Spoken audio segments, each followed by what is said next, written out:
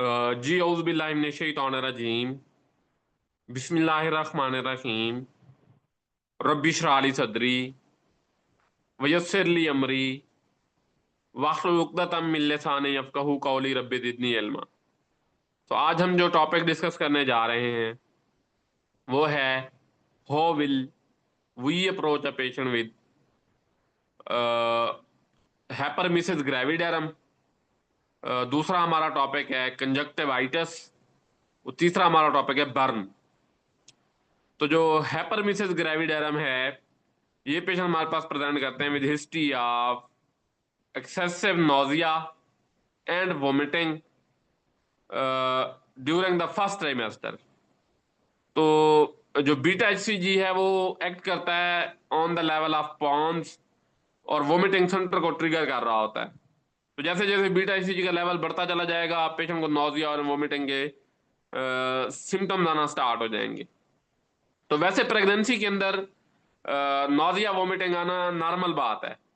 तो हम पेशेंट को कब लेबल करते हैं कि वेदर दिस इज हैपरमिसेस ग्रेविडरम या ये नॉर्मल मॉर्निंग सिकनेस है। तो उसके लिए ये है कि अगर एक पेशेंट हमारे पास प्रेजेंट करें विद हिस्ट्री ऑफ वोमिटिंग और unable to tolerate the oral, कि डॉक्टर साहब पानी भी पीती हूँ ना फिर वो भी बाहर आ जाता है, उल्टी आ जाती है।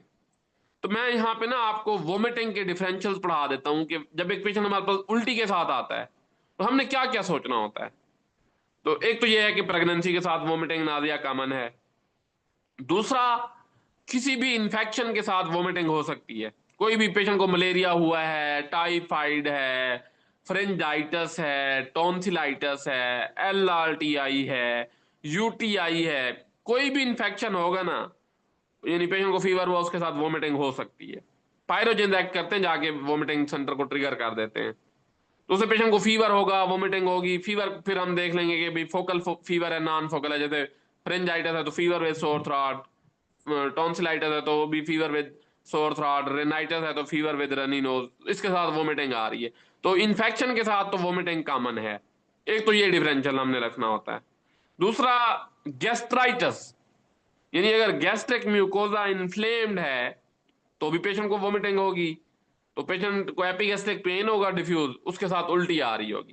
तो ये गैस्ट्राइटिस में वोमिटिंग होती है। इसी तरह गैस्ट्रोएंटराइटिस कि पेशेंट को लूज स्टूल्स एंड वोमिटिंग है, उल्टियां भी आ रही है, मोशन भी लगे हुए हैं, तो ये गैस्ट्रोएंटराइटिस में भी वोमिटिंग होती है। इसी तरह जो हमारे पास रीनल फेल्योर के पेशेंट होते हैं, इनको वोमिटिंग होती है। इसके अलावा अगर कोई गट की ऑब्स्ट्रक्शन है, से फॉर एग्जांपल डोडिनल एट्रेजिया है, तो स्मॉल बाउल ऑब्स्ट्रक्शन है, लार्ज बाउल ऑब्स्ट्रक्शन है, तो उसके साथ भी वोमिटिंग होगी। बट दिस टाइम के वोमिटिंग के साथ पेशेंट को कॉन्स्टिपेशन होगी। तो गट ऑब्स्ट्रक्शन के साथ भी वोमिटिंग होती है। इसी तरह कुछ ड्रग्स हैं जो वोमिटिंग करवाती हैं। तो स्पेशली जो एंटीस्कॉटिक्स हैं, जैसे ट्रेमाडोल, पेन किलर हैं, नेल्बोफिन है, ये वोमिटिंग करवाती हैं। इसी तरह साइकोलॉजिकल हो सकता है कि पेशेंट को एनोरेक्सिया नर्वोसा है, वो कुछ भी खाती है उल्टी कर देती है, तो बुलिमिया नर्वोसा है। तो साइकोलॉजिकल भी काज हो सकता है, लेकिन वो हमने एंड पे रखना है। जो कॉमन है वो इन्फेक्शन के साथ वोमिटिंग होती है, गैस्ट्राइटिस के साथ वोमिटिंग होती है, गैस्ट्रोइंट्राइटिस के साथ वोमिटिंग होती है, बाउल ऑब्स्ट्रक्शन के साथ वोमिटिंग होती है, रीनल फेल्योर के अंदर वोमिटिंग होती है, रेज्ड इंट्राक्रेनियल प्रेशर कि पेशेंट को सब रेक्नाइड हेमरेज हुआ है, मेनिंजाइटिस है, मेनिंगो इनकेफ्लाइटिस है, तो उसमें फिर प्रोजेक्टाइल वोमिटिंग होगी, मतलब विदाउट नोजिया पेशेंट को वोमिट हो जाएगी। इसी तरह जो हैपरमिसेस ग्रेविडेरम प्रेगनेंसी है उसके साथ वोमिटिंग होती है। तो जब भी कोई पेशेंट वोमिटिंग के साथ आएगा तो हमने ये सारी चीजें सोचनी है। तो पेशेंट हमारे पास आई है जिसका जेस्टेशनल एमेनोरिया है 6 वीक्स का, 12 वीक्स का, 10 वीक्स का, और साथ हमारे पास वोमिटिंग और नोजिया की कंप्लेंट के साथ आई है। तो जो प्राइमरी ग्रेविडा पेशेंट्स होती हैं, ये इनको हैपरमिसेस ग्रेविडेरम बहुत कॉमन होता है, और स्पेशली फर्स्ट ट्राइमेस्टर के दौरान। तो first trimester is notorious for hyperemesis gravidarum. और प्राइमरी ग्रेविडा पहली प्रेगनेंसी में नोजिया वोमिटिंग बहुत ज्यादा होता है, हैपरमिसेस ग्रेविडेरम होता है। और अगर पेशेंट को ट्विन प्रेगनेंसी है तो उसमें भी हैपरमिसेस ग्रेविडेरम कॉमन है, क्योंकि बीटा एचसीजी के लेवल ज्यादा होंगे तो वो ज्यादा ब्रेन स्टेम को जाके अफेक्ट करेगा, उससे पेशेंट को वोमिटिंग होगी। तो मैं ये अर्ज कर रहा था कि हम लेबल कब करेंगे कि भाई ये हैपरमिसेस ग्रेविडेरम है या जस्ट प्रेगनेंसी की वजह से मॉर्निंग सिकनेस हो रही है। तो जो नॉर्मल है पेशेंट को नॉजिया एंड वोमिटिंग, उसमें ये है कि पेशेंट ओरल टॉलरेट कर लेती है, आप पानी पियेंगे ना तो वो पी लेगी, उसको कोई उल्टी नहीं आएगी। लेकिन जो हैपरमिसेस ग्रेविडेरम होगा, इसमें सिम्टम इतने ज्यादा होते हैं कि पेशेंट ओरल टॉलरेट नहीं कर रही होती, तो पानी पीती है उल्टी आ जाती है, पानी पीती है उल्टी आ जाती है। तो फिर हमने कॉन्स्टिपेशन का, एपिगैस्ट्रिक पेन का पूछना है। तो एपिगैस्ट्रिक पेन यहाँ पे प्रेगनेंसी के अंदर गैस नहीं होगा हैपरविसेस ग्रेविडेरम में। हाँ एपिगैस्ट्रिक पेन है, फिर हम गैस्ट्राइटिस सोच सकते हैं। इसी तरह अगर फीवर के साथ है वोमिटिंग, तो हम फोकस ऑफ फीवर ढूंढेंगे, और वो डॉक्यूमेंटेड फीवर होना चाहिए। तो ये कंसेप्ट आपका क्लियर हुआ है कि भाई पेशेंट हमारे पास वोमिटिंग के साथ आएगा तो हमने क्या क्या सोचना है। मतलब ये नहीं कि उल्टी के साथ है चलो जी ग्रेविनेट दे दो, मैक्सोलॉन लगा, जो हम कर रहे होते, मीटोमाइड लगा दो। तो कॉज देखें कि भाई उसको प्रेगनेंसी है, हैपरमिसेस ग्रेविडेरम है, रीनल फेल्यूर तो नहीं है, एक्यूट ऑब्स्ट्रक्शन कोई इंटेस्टाइन की तो नहीं हो रही, कोई रीनल फेल्यूर में तो पेशेंट नहीं जा रहा, कोई गैस्ट्रोइंट्राइटिस तो नहीं है, कोई गैस्ट्राइटिस तो नहीं है, कोई इंट्राक्रेनियल चैलेंज तो नहीं आ रहा पेशेंट को। तो ये सारी चीजें हमने कंसिडर करनी है। खैर, अब पेशेंट आपके पास आके बैठ गई, पेशेंट कहते हैं डॉक्टर साहब मुझे प्रेगनेंसी है और बहुत ज्यादा उल्टियां आती हैं, और फैमिली कह रही है कि भाई हम तो बड़े परेशान हैं, जिसको तो दिन में 6-6 7-7 दफा उल्टी आ रही है, और जो भी खाती है बाहर निकल आता है। तो अब हमने क्या करना है, हमने इसकी रखना है पल्स पे हाथ। तो पल्स विल बी टैकीकार्डिया। दो वजूहात से ना टैकीकार्डिया होता है, एक प्रेगनेंसी के अंदर टैकीकार्डिया होता है ड्यू टू हीमोडिल्यूशन, दूसरा वोमिटिंग के अंदर ना पेशेंट का फ्लूइड लॉस होगा। तो जब फ्लूइड लॉस होता है तो उसका बीपी भी डिक्रीज करता है, और उसको टैकीकार्डिया भी होता है।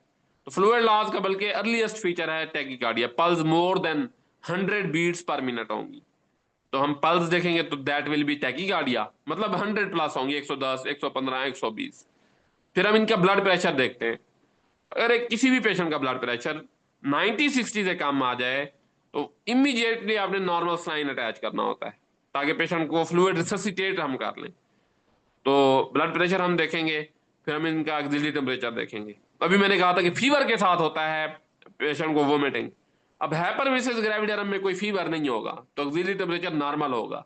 इस तरह respiratory rate 18 breath per minute होगा, 16-18 breath up to 20 breath per minute is the normal respiratory rate.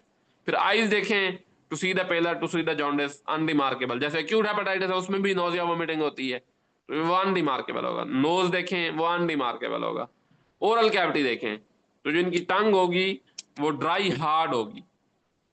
तो ओरल कैविटी की एग्जामिनेशन हमने करना है। फिर हमने चेस्ट ऑस्कल्टेट करनी है, फिर हमने अब्डोमेन पालपेट करनी है। तो जब इनकी चेस्ट ऑस्कल्टेट करेंगे वो अनरिमार्केबल, अब्डोमेन अनरिमार्केबल। क्योंकि पैथोलॉजी क्या है कि बीटा एचसीजी रेज है, वो ब्रेन स्टेम को जाके अफेक्ट कर रहा है, उससे पेशेंट को वोमिटिंग हो रही है। तो अनरिमार्केबल होंगे पेशेंट के अंदर चेस्ट की फाइंडिंग और अब्डोमेन की फाइंडिंग। अब आप मुझे बताएं कि पेशेंट पानी भी पीती है, उल्टी आ रही है, अब हम उसको कैसे मैनेज करना चाहिए। उसको हमने फ्लूइड ओरल अगर दे रहे हैं तो वो तो उल्टी कर देगी, तो हमने इन पेशेंट को आईवी लाइन पास करनी है। आईवी लाइन पास करके आप इंजेक्शन नॉर्मल स्टाइन अटैच कर सकते हैं, इंजेक्शन रिंगर लैक्टेट अटैच कर सकते हैं, 5% डेक्सट्रोज वाटर अटैच कर सकते हैं। हमने कोई भी फ्लूइड लगाना है, नॉर्मल स्टाइन भी सेफ है, रिंगर भी सेफ है, प्लेबुलाइटम भी सेफ है, और इसी तरह डेक्सट्रोज वाटर 5% ये भी सेफ है। हमने पेशेंट को फ्लूइड लगाना है 1 लीटर। अब उसी के अंदर हमने ना एंटीमेटिक डालना है। एंटीमेटिक ना वो मेडिसिन होती हैं जो बेसिकली उल्टी को रोक देती हैं। तो ऑनडन सेट्रॉन ऑन सेट के नाम से आता है, ये आप प्रेगनेंसी में दे सकते हो, लेकिन फर्स्ट ट्राइमेस्टर में अवॉइड करते हैं। इसी तरह मैग्जोलॉन, दैट इज मीटोक्लोप्रामाइड, ये एंटीमेटिक है, ये उल्टी रोक देता है। तो ये आप आईवी फ्लूइड में लगा सकते हैं। 10 mg का ये एक इंजेक्शन आता है। इसी तरह इंजेक्शन ग्रेविनेड भी आप दे सकते हैं। तो इंजेक्शन ग्रेविनेड आप 50 mg आईवी फ्लूइड में डाल दें, ये भी ठीक है। या आप Maxolon 10 mg in IV fluid, 5% dextrose, normal saline, Ringer lactate जो भी अवेलेबल है उसमें डाल दें, ये भी सेफ है। तो इसके अलावा ना हमने विटामिन B6 देना है। One of the hypothesis is कि जो विटामिन B6 डेफिशिएंसी है उससे भी हैपरमेसिस ग्रेविडेरम होता है। तो इंजेक्शन आता है न्यूरोबियन, तो वो आपने 1 एम्प्यूल इन आईवी फ्लूइड डाल देना है। तो हमने आईवी लाइन पास की, फ्लूइड अटैच किया रिंगर, नॉर्मल साइन या डेक्सट्रोज वाटर में से, उसी के अंदर ग्रेविनेड या मैक्सोलॉन डाला और न्यूरोबियन डाल दिया। अब ये ओवर 2 to 3 आवर्स चल जाएगा। अब हम पेशेंट को करेंगे डिस्चार्ज। तो डिस्चार्ज के अंदर जो कुछ एंटीहिस्टामीन हैं जिनका हैपरमिसेस ग्रेविडारम के अंदर वंडरफुल रोल है।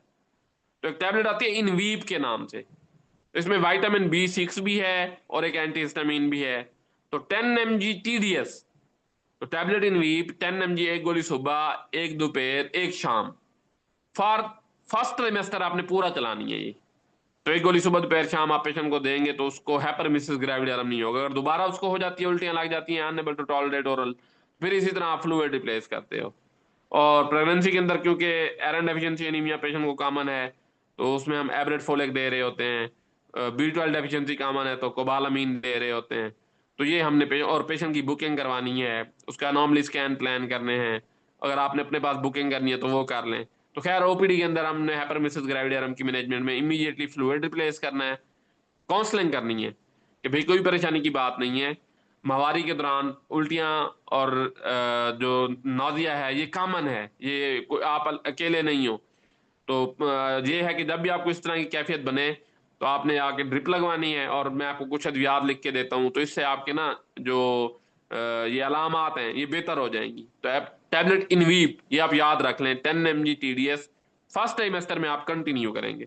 अगर सेकंड ट्राइमेस्टर में भी सिम्टम्स आ रहे हैं तो फिर आप सेकंड ट्राइमेस्टर में भी कंटिन्यू रख सकते हैं इनवीप। तो ये है जी मैनेजमेंट। अब आ जाते हैं how will we manage a patient with conjunctivitis. तो कंजक्टिवा की जो इन्फ्लेमेशन है उसको कंजक्टिवाइटिस बोलते हैं। अब बेसिकली ये ऑप्थाल्मोलॉजी है ना, ये एक अलहदा ब्रांच है। जो पीएमडीसी गाइडलाइंस है वो ये कहती हैं कि अगर आपने ऑप्थाल्मोलॉजी में हाउस जॉब नहीं की या ईएनटी में नहीं की तो आप इसकी प्रैक्टिस नहीं कर सकते। लेकिन हमने इस नियत के साथ पेशेंट को ट्रीट करना है कि जिस दिन इसको ग्लाकोमा होगा तो ये मिस ना हो जाए, जिस दिन इसको कैटरैक्ट होगा तो ये मिस ना हो जाए, जिस जिस दिन इसको ऑर्बिटल सेलुलाइटिस होगा तो ये मिस ना हो जाए। तो हमने इन पेशेंट को कंजक्टिवाइटिस, स्टाई, ये हमने देखने हैं, खुद ही हमने ट्रीट करना है। तो हम पेशेंट को जो कंजक्टिवाइटिस है वो 3 तरह का होता है: एलर्जिक कंजक्टिवाइटिस, वायरल कंजक्टिवाइटिस और बैक्टीरियल कंजक्टिवाइटिस। जो एलर्जिक कंजक्टिवाइटिस है इसमें पेशेंट को रिकरेंट एपिसोड आती हैं रेड आई इची आईज की। डॉक्टर साहब जब मैं नहा के निकलती हूँ तो मेरी आंखें लाल हो जाती हैं, या जब मैं बर्तन धोते आपके पास पेशेंट कहते हैं कि डॉक्टर साहब जब मैं चूल्हे पे बैठती हूँ धुएं से एक्सपोयर हो जाए, आंधी से एक्सपोयर हो जाए, मट्टी से एक्सपोयर हो जाए, धूल से एक्सपोयर हो जाए, तो उसके बाद मेरी आंखें लाल हो जाती हैं। तो रिकरेंट एपिसोड होंगे redness of the eye and itchy eyes के, और हो सकता है कि पानी पानी की तरह का डिस्चार्ज भी आ रहा हो। तो अगर पेशेंट को रिकरेंट एपिसोड्स हैं इची आईज की, रेडनेस ऑफ द आई की, तो ये मोस्ट लाइकली एलर्जिक कंजक्टिवाइटिस है।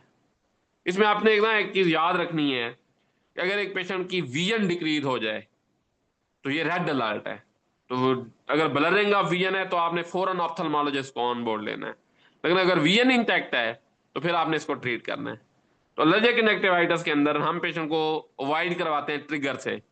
तो हम उसको ब्लैक चश्मा लगवाते हैं। हम पेशेंट को बताते हैं कि आपने मट्टी से बचना है, धुएं से बचना है, धूल से बचना है, और जब नहाने लगे तो आंखें अच्छी तरह बंद कर लें। और इनको हम मेडिकल ट्रीटमेंट में टॉपिकल स्टेरॉइड देते हैं।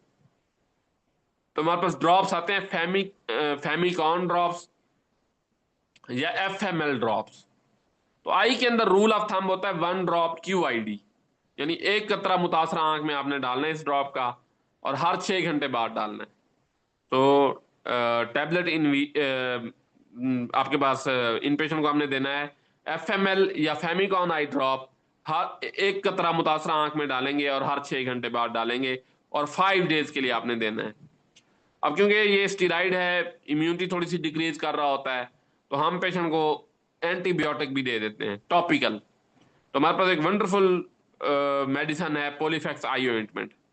तो आपने एट बेड टाइम लगवाना है ताकि कोई सुपर एडेड बैक्टीरियल इन्फेक्शन ना हो जाए। आंखें ठंडे पानी से धोएं, और साथ में ये है कि आपने साबुन नहीं जाने देना, शैम्पू नहीं जाने देनी आंखों में, और जब भी बाहर निकलें धूप में तो काले चश्मे लगा लें।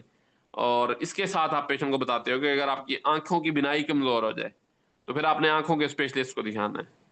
तो इस तरह हमने इन पेशेंट को मैनेज करना है by prescribing topical steroids with antibiotic. अब जो वायरल कंजक्टिवाइटिस होता है इसमें भी यही पानी की तरह का डिस्चार्ज होता है, रेड आई होगी, पानी की तरह का डिस्चार्ज होगा, लेकिन ये एपिडेमिक आएगी। एक पेशेंट को स्टार्ट हुई है, उससे दूसरे को लगी है, तीसरे को लगी है, पूरा मोहल्ला इन्वॉल्व है, पूरा स्कूल इन्वॉल्व है, पूरा का पूरा एक एरिया, एक सिटी इन्वॉल्व है। तो वायरल कंजक्टिवाइटिस एपिडेमिक्स आती हैं। तो अगर पेशेंट इस तरह ग्रुप्स के अंदर आ रहे हैं आपके पास, और रेडनेस ऑफ द आई है, इची आईज हैं, और पानी की तरह का आंखों से डिस्चार्ज आ रहा है, तो इनको भी हमने topical steroids under the cover of antibiotic देने हैं। तो हमारे पास जो वायरल कंजक्टिवाइटिस है ना, बेसिकली वायरस कुछ भी नहीं करता, वायरस जस्ट आपकी इम्यूनिटी ट्रिगर करता है इम्यूनिटी को, उससे बेसिकली इन्फ्लेमेशन स्टार्ट हो जाएगी। तो जो इम्यूनिटी है ना, आपका इम्यून सिस्टम, वो ज्यादा डैमेज करता है as compared to the virus itself, क्योंकि वायरस तो नॉन लिविंग है, वो शेड हो जाएगा। तो हमने इन पेशेंट को टॉपिकल स्टेरॉइड देने हैं ताकि थोड़ी सी इम्यूनिटी डिक्रीज हो जाए, लेकिन स्टेरॉइड आपने ना लंबे अरसे नहीं देने, मैक्सिमम 5 डेज तक। तो हमारे पास आते हैं बेटनीसोल एंड ड्रॉप्स, तो या इसी तरह टोब्राडेक्स आता है। तो हम बेटनीसोल एनिसो जैसे देते हैं, टोब्राडेक्स है 750 रुपए का, जो बेटनीसोल है वो 70 रुपए का है। तो Betnesol is betamethasone with neomycin. तो Betnesol and drops, 1 drop QID, मुतासरा आंख के अंदर एक कतरा डालेंगे हर 6-6 घंटे बाद, और 5 डेज आप देंगे। और रात को वही आपने पॉलीफेक्स आई ऑइंटमेंट देनी है। आंखें ठंडे पानी से धोएं, काला चश्मा लगा के रखें। अगर आंखों की बिनाई डिक्रीज हो तो फिर आपने आंखों के स्पेशलिस्ट को दिखाना है। अब आ जाते हैं, अगर एक पेशेंट हमारे पास आ रहा है with history of greenish yellowish discharge from the eye, तो अगर आंखों से ग्रीनिश येलोइश डिस्चार्ज आ रहा है, अर्ली मॉर्निंग स्टिकी आईज होती हैं, तो sticky eyes, greenish yellowish discharge is the feature of bacterial infection. तो बैक्टीरियल कंजक्टिवाइटिस है फिर ये। तो यहां पे हमने फिर वही आंखें अच्छी तरह धोएं, साथ यहाँ पे हम एंटीबायोटिक देते हैं, जस्ट एंटीबायोटिक। यहाँ पे हम पेशेंट को स्टीराइड नहीं देंगे अगर बैक्टीरियल कंजक्टिवाइटिस है। तो इसमें हमारे पास आता है मॉक्सीगान आई ड्रॉप, दैट इज मॉक्सीफ्लॉक्सासिन। तो मॉक्सीगान आई ड्रॉप 1 ड्रॉप QID, QID का मतलब होता है हर 6 घंटे बाद, यानी दिन में 4 दफा आपने इस्तेमाल कराना है। और साथ Polyfax eye ointment at bed time. तो ये भी 5 to 7 डेज हम देंगे पेशेंट को। और आंखें ठंडे पानी से धोएं, अगर आंखों की बिनाई कमजोर हो तो फौरन आंखों के स्पेशलिस्ट को दिखाएं। तो ये है जी मैनेजमेंट ऑफ बैक्टीरियल कंजक्टिवाइटिस। तो वायरल में topical steroid under the cover of antibiotic, जैसे बेटनीसोलन ड्रॉप है। एलर्जिक में टॉपिकल स्टेरॉइड्स जैसे FML या फेमिगॉन आई ड्रॉप है। और बैक्टीरियल में टॉपिकल एंटीबायोटिक्स मॉक्सीगॉन आई ड्रॉप है। तो इस तरह हमने इन पेशेंट को मैनेज करना है। अब आ जाते हैं, अगर एक पेशेंट हमारे पास आता है बर्न के साथ, तो उसको हमने कैसे अप्रोच करना है। तो जो बर्न है, ये OPD का केस भी सिंपल हो सकता है, और ये एक इमरजेंसी भी हो सकती है। तो जब भी कोई पेशेंट हमारे पास बर्न के साथ आएगा, तो सबसे पहले हमने उसको फर्स्ट एड देनी है। टैप वाटर के अंदर आपने बर्न को धोना है, ताकि ऑन गोइंग जो हीट से इंजरी हो रही है ना, वो ठीक हो जाए। तो हम पेशेंट को असेस करते हैं। असेस करने के लिए हमने पेशेंट को विलस रूल ऑफ 9 अप्लाई करना है, यानी आप पहले फौरन से उसको धुलवा दें वूंड उसका टैप वाटर से, रनिंग टैप वाटर। उसके बाद आपने असेस कर लेना है कि कितने परसेंट बर्न है। तो इसमें ना एक रूल है, विलस रूल ऑफ 9। तो वो ये कहता है कि जो हेड एंड नेक है, ये 9% काउंट करते हैं। फ्रंट ऑफ चेस्ट 9% है, बैक ऑफ चेस्ट 9% है, दोनों अपर लिम्स मिला के ये 9% है। Front of abdomen 9%, back of abdomen and हिप्स 9%, lower limb each 9 और 9%, और 1% पेरिनियम है। तो ये विलस रूल ऑफ 9 है। तो ये अगर 4.5% से ज्यादा बर्न हो, तो 4.5% से ज्यादा बर्न क्या आपने पेशेंट को रेफर कर देना है प्लास्टिक यूनिट के अंदर। प्लास्टिक जो बर्न यूनिट होते हैं प्लास्टिक सर्जरी के, वहां पे आपने रेफर करना है। और अगर इनहेलेशनल बर्न हो, कि पेशेंट ने फ्यूम्स इनहेल किए, अब उसको रेस्पिरेटरी डिस्ट्रेस हो रही है, तो भी आपने, या एयरवे का बर्न है, उसकी ट्रेकिया ही नजर आ रही है, नोज ही उसका जल गया है, तो इसका मतलब यह है कि ये टर्शरी केयर पे एडमिट होगा पेशेंट। हाँ, पेरिफेरी पे हमने क्या एड देनी है वो मैं आपको समझाता हूँ। तो बर्न के अंदर जो लीडिंग काज ऑफ डेथ होता है ना, वो होता है हैपोवोलीमिया। तो हमने पेशेंट को फ्लूइड अटैच करना है 1 लीटर, तो यही आप नॉर्मल साइन या रिंगर लैक्टेट ये अटैच करते हो, और उसको ना हम स्ट्रॉन्ग एनाल्जेसिक देंगे, पेन फ्री करेंगे, क्योंकि जो नर्व एंडिंग एक्सपोज हो जाती हैं तो पेशेंट को बर्निंग पेन होता है, तो जलन बहुत हो रही होती है। तो इंजेक्शन हमारे पास आता है ट्रेमाडोल, दैट इज ट्रेमोल के नाम से आता है, टोनोफ्लेक्स के नाम से आता है। तो इंजेक्शन ट्रेमाडोल आपने 30 mg और 10 mg उसके अंदर मैक्सोलॉन, ये दोनों मिक्स करने हैं, 20 cc में डिल्यूट करना है और ओवर 2 मिनट्स लगा देने। तो आपने पेशेंट को फ्लूइड लगाना है और पेन फ्री करके, अगर 4.5 से ज्यादा बर्न है, इनहेलेशनल बर्न है या डीपर बर्न है कि नीचे से ना मसल नजर आ रहा है, नीचे से बोन नजर आ रही है, तो आपने रेफर कर देना है। कब किसको रेफर करना है? बर्न यूनिट के अंदर प्लास्टिक सर्जन को।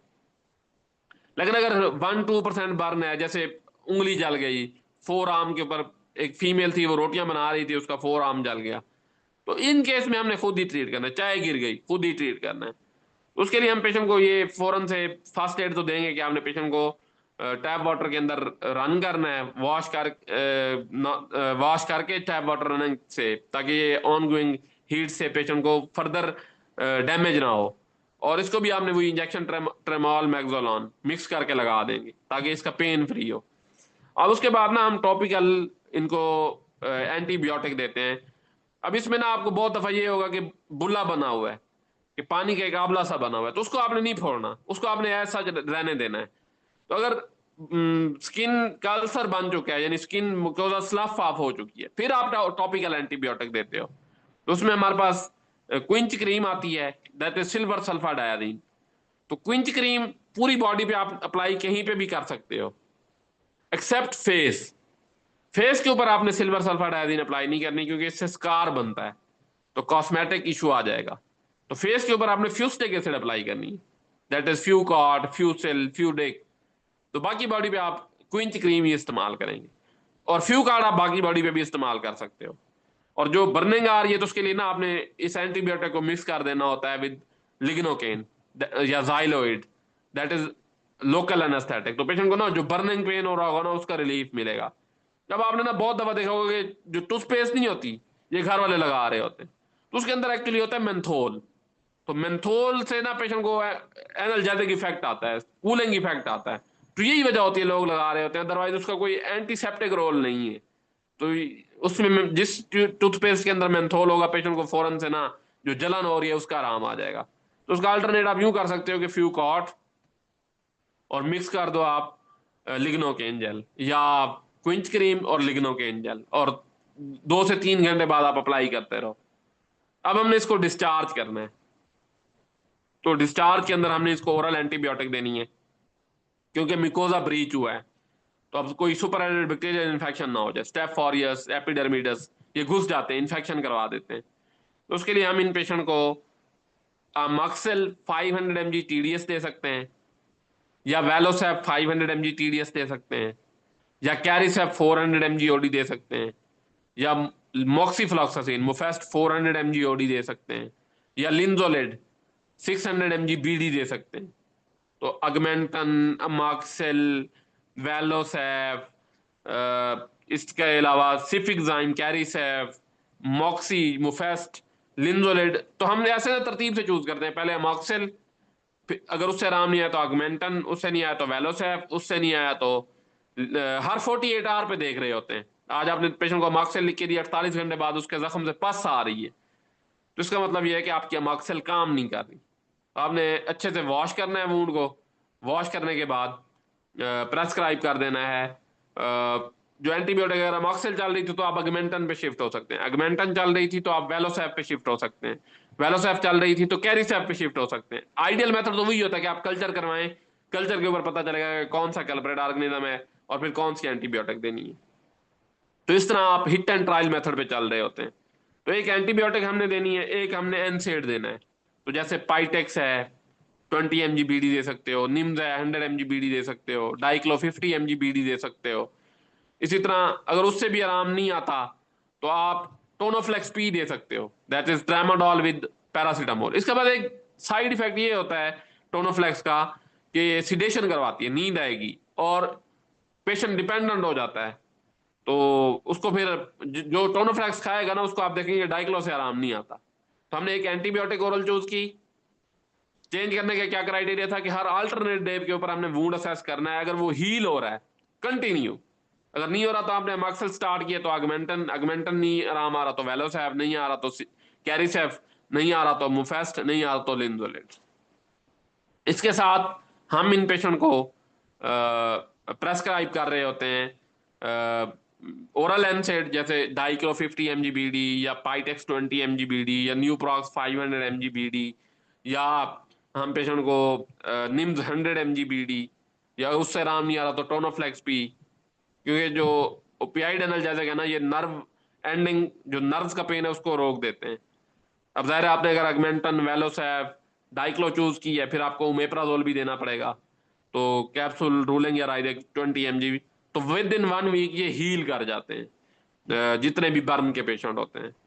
तो ये है जी मैनेजमेंट ऑफ, मतलब चूज क्या किया, फर्स्ट एड थी, पेन फ्री किया, ओरल एंटीबायोटिक लिखी, और ओरल आपने पेन किलर लिखा, और अल्टरनेट डे के ऊपर वुंड असेस करना है, उसके ऊपर मलमल का कपड़ा डाल दें ताकि मक्खियां ना बैठें।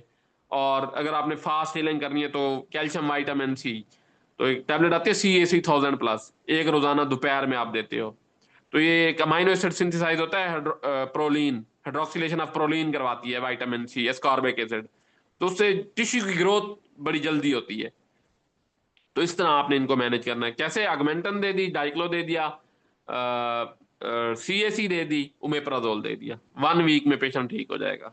अगर बुल्ला नहीं बना, मतलब कोई अल्सर नहीं बना हुआ टॉपिकल, आपने जस्ट पेशेंट को फिर एंटीबायोटिक नहीं देनी, पेन फ्री करें, यही टोनोफ्लेक्स पी या डाइक्लो दें, और ऑब्जर्व करें अल्टरनेट डे के ऊपर। अगर अल्सर बन जाता है, उससे पस आना स्टार्ट हो जाती है, फिर आप एंटीबायोटिक ओरल देंगे, और टॉपिकल में हम फ्यूस्टेक एसिड या क्विंच देंगे। तो यहां तक किसी का कोई क्वेश्चन है तो वो पूछ लें। जिसने डिस्कशन ग्रुप 5 ज्वाइन नहीं किया हुआ तो वो ज्वाइन कर लें, या मुझे इनबॉक्स कर लें तो मैं उनको ऐड कर देता हूँ।